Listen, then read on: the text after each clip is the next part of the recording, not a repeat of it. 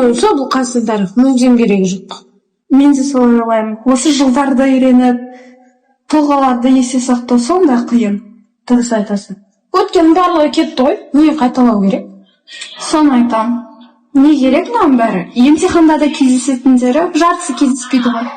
Дұрыс айтасың.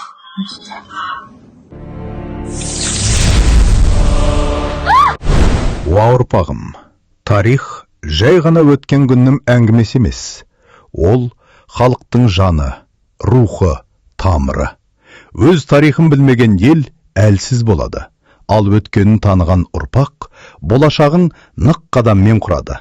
Тарих бізге ата-бабамыздың ерлігін, бірлігін, даналығын үйретеді. Бүгінгі жас ұрпақ ертеңгі ел тірегі. Сондықтан тарихты біл. Біздің біліміміз ғой. Уақыт бар ма бәрін қайттан оқуға? Әрине, сендерге осы видео көмектеседі.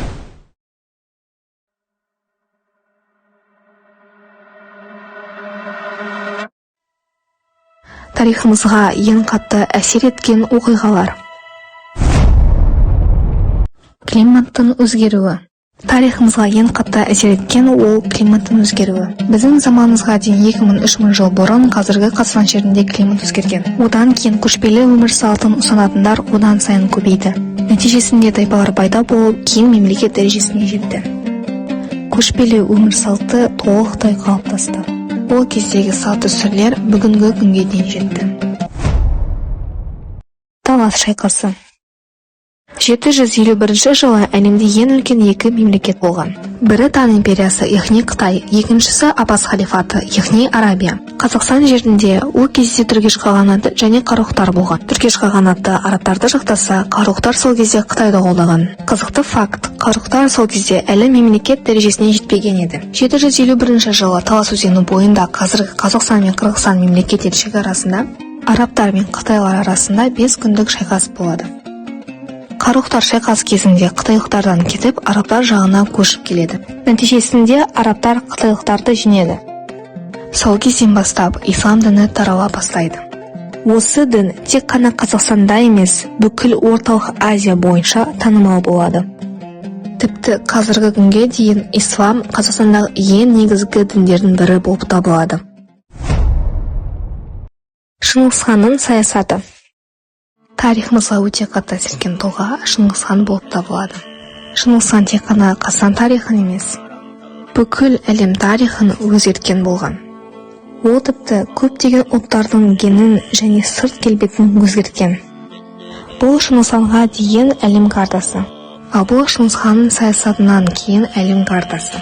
Алтын Орда, одан тараған Қазақ хандығы, Сібір хандығы, Қазан хандығы, Қырым хандығы және тағы басқа елдер билігінде Шыңғыс ханның ұрпағы отырған. Қазақ хандығының құрылуы. 1227 жылы Алтын Орда құрамында Ақ Орда пайда болды. Одан кейін 1361 жылы Ақ Орда Алтын Ордадан бөлініп тәуелсіз болды. Бірақ 70 жылдан кейін ол да ыдырап, Өзбек хандық пен Ноғай хандыққа бөлінеді. Өзбек хандығының бөлігінде Әбілқайыр хан болады. 1457 жылы Әбілқайыр орақтармен соғысып жеңіледі. Оның авторитеті түсіп, ол елдің бірлігін қамтамасыз ете алмады. Оның кесірінен Керей мен Жәнібек 200 мың адам жинап Моғолстанға бет бұрады. Ол кезде Моғолстанда Есенбұға болады. Ол қоныс аударған қазақтарды қалмақтарға қарсы пайдалану үшін қарсы алады. Есенбұға оларға шу бойында жер бөліп береді. Қазақ хандығы құрылып, алғашқы хан Керей болады. Кейін Есенбұға өмірінен қайтып, Қазақ хандығы күшейе түсті. Қазақтардың Ресейге қосылуы. 17 ғасырдың ортасынан бастап жоңғарлар қазақ жерлеріне жорықтар жасап отырған. Олардың басын Жәңгір хан қайтарған. Кейін Жәңгір хан қайтыс болып, қазақтар басын біріктіре алмай жүрген. Мұны жоңғарлар пайдаланып, өз жорықтарын күшейте бастады. Бірақ Тәуке хан қазақтардың басын қосып жоңғарларға кері қайтарды. Тәуке ханнан кейін қазақтар басын қоса алмай жүргенде жоңғарлар қайтадан жорықтарын күшейтті. 1723-27 жылдар жоңғарлардың шабуылдары күшейгені сонша, қазақтар бұл кезде Ақтабар шұбырында Алқакөл Сұлама деп атап кетті. Сол кезде 1726 жылы кіші жүз ханы Әбілқайыр Ресейден көмек сұрайды. Бірақ Ресей болған кері жауап береді. 1730 жылы қазақтар бірігіп әскер жинайды. Қазақтар жоңғарларды жеңеді, бірақ кейін бас қоса алмай бөлінеді. Сонда Әбілқайыр қайттан Ресейден көмек сұрайды. Бірақ бұл жылы ол Ресеймен бірігу үшін өтініш жібереді. 1731 жылы Ресей Әбілқайырдың өтінішін қабылдайды.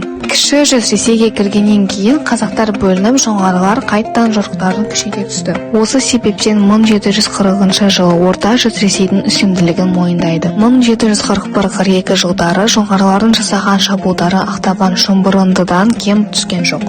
Жоңғарлармен күресті Абылай хан бастаған еді. Нәтижесінде 18 ғасырдың ортасында жоңғарлар жер бетінен жойылды. Ресей болса, қазақ жерін енді алаңсыз меңгере берді. Осылай Қазақстан Ресейге тәуелді бола бастады. Тек 1991 жылы Кеңес одағы ыдырай бастағанда біз өз тәуелсіздігімізді алдық. Енді біз еркін, дербес елміз және тәуелсіздік бұл біздің ең қымбат құндылығымыз.